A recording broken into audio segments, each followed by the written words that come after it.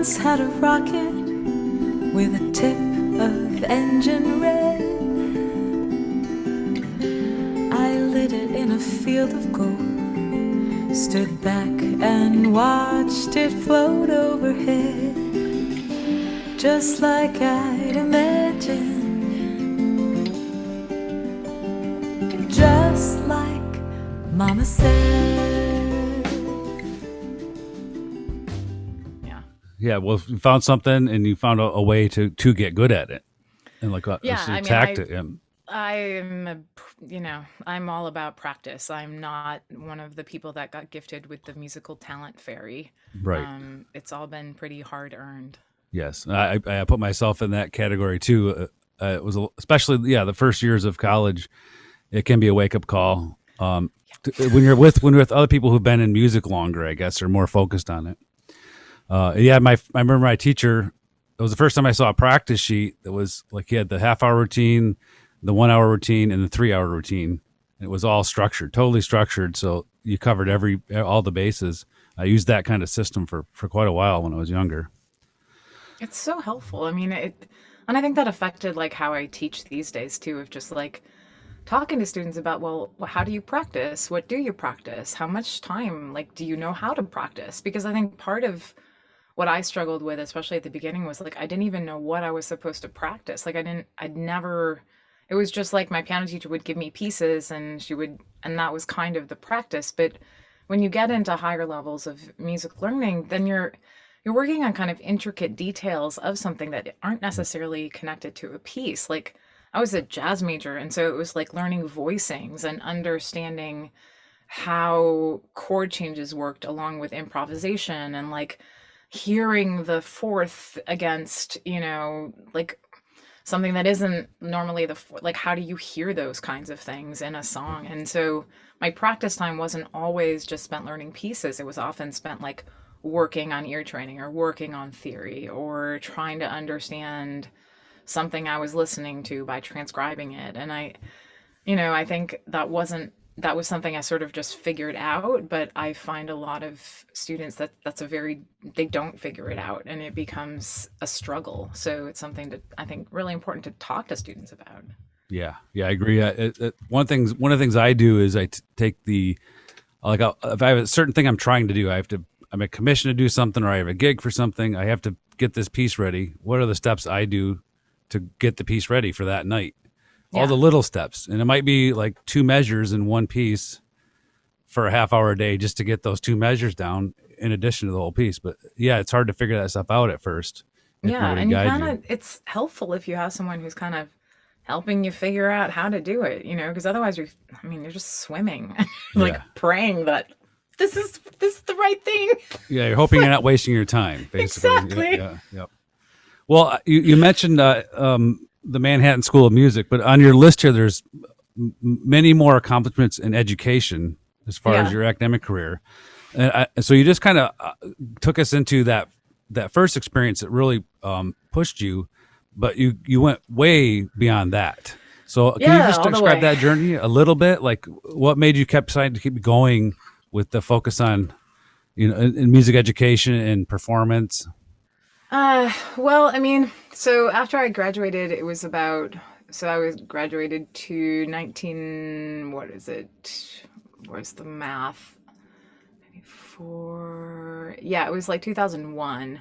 And then I went back to school. I went to the University of Miami to get my master's degree, and I entered as actually a performance major. And that was 2005. In jazz vocal performance. And halfway through, I looked at my curriculum and I was paying for it. And I was like, they had with the performance degree, you had to do a four credit recital. So it was a 3 credit like recital and a 1 credit, I don't know, something bibliography. I was like, man, that's 4 credits. So I could be learning something. And I'd already been performing for the last 7 years up in New York City with like New York City musicians, like amazing people. I felt confident in my abilities to perform. And I was like, I don't want to write a paper about my performance. I want to learn something while I'm here. So I actually switched my degree halfway through. I had to take the GRE halfway through. Yeah, again. Like, Yeah. what's the lowest common denominator I have to get into this? Yeah. Yeah, and then jazz pedagogy. And so that was the reason I did it. It was more just because I could take more classes and get more out of what I was paying for. Right. And then I moved back to New York and I kept performing. I put out an album a year after I left, and I kept working and performing. And I was teaching as a teaching artist at several different schools and teaching voice lessons and working on my songcraft. And because after I left Miami, that's really when I'd always wanted to write songs, like, and I tried when I was younger, but I in the jazz world that I was in at that time, I really got shut down by pretty much anyone. It wasn't no, your songs aren't any good and work on it. It was like, no, you're a jazz singer, don't do that. Like, Yeah. that was the message that I Okay. felt I received. Whether or not that was what was actually given, I don't know. You're 19 and you don't have like clear vision Right, of the yeah. world, but that's what I felt. And so, but after I left Miami, I'd taken some songwriting classes there, and I'd really gotten the bug, and I don't know, sort of gotten permission to do that. So I started really working on my craft. And so then the next albums and things that I released, they were all there's one that's kind of out in the world that's a bunch of like covers. It's called Home Movie, but the album in 2015 is called Spark, and there was one called Chrysalis, which was shortly after I left Miami. Yeah, and I got divorced in there as well, and so I specifically remember being on a run during my divorce and thinking, oh my gosh, I have this record and I've got some of these little teaching gigs, but man, I'm gonna have to support myself. Like, what am I gonna do? And I was like, oh, I'll go get a doctorate. That's, great idea. Even if I don't use it immediately, like, I'll have it, and like I could get a teaching gig and I'll be a professor, and awesome, and then I can perform and do all this stuff. And so that's actually why I went back to school 7 years later. So if you're listening, that's 7 years between each of my degrees. Yeah. Well, And I don't regret a single year between those, because when I went to school, I really knew what I wanted to get out of it. I knew how to get what I wanted out of it.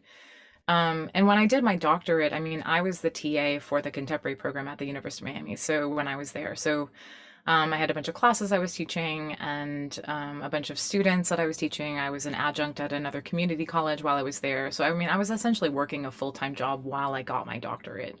And my record came out my second year there. Yeah. Spark came out, and it pretty much died on the table. I got a whole bunch of awesome press on it. I did a CD release show up in New York. I flew up from Miami and did that with my band. And then I just didn't have the bandwidth to really put it out. So, yeah, that's kind of the short. I got a doctorate mostly because I wanted the challenge of doing, and not, I thought maybe I would want to go in and be a professor at a university, and that did happen, but it's not happening currently. But that really wasn't the goal. It was more just like, a challenge of, can I do that? Is that something that I could actually like persevere through, kind of like the rest of my music career. Yeah.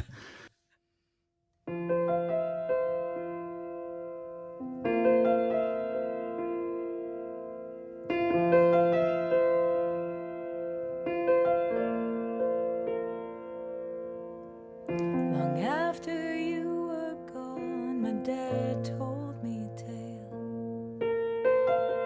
of something you had done to live carefree days. Started with 4 walls, a bottom and a lid. Squared them up, closed the top, and then you hid each and every worry you'd write down to put away, until the week would finally end. You'd face your fears and troubled days and obey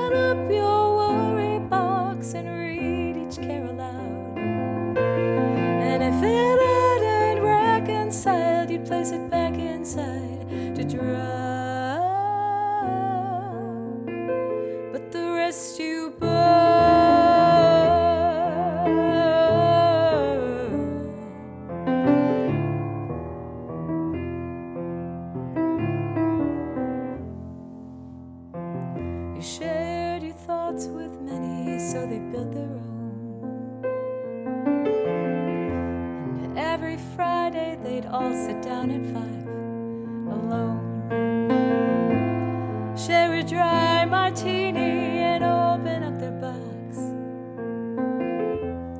Take out the first care, see if it unlocked any feelings of regret or fear they hadn't quite put down, or anxiety about the things they knew just couldn't be found. They opened up their worry box and read each care aloud, and if it hadn't reconciled, they placed it back inside to drown. But the rest they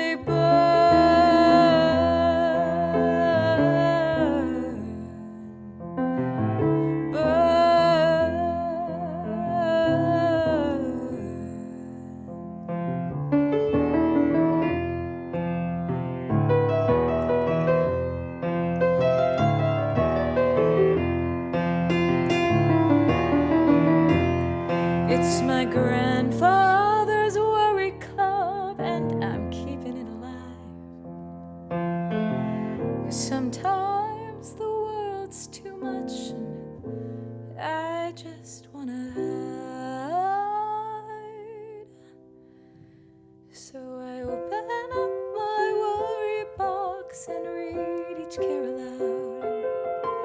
'Cause nothing ever comes from letting worry stick around. And if I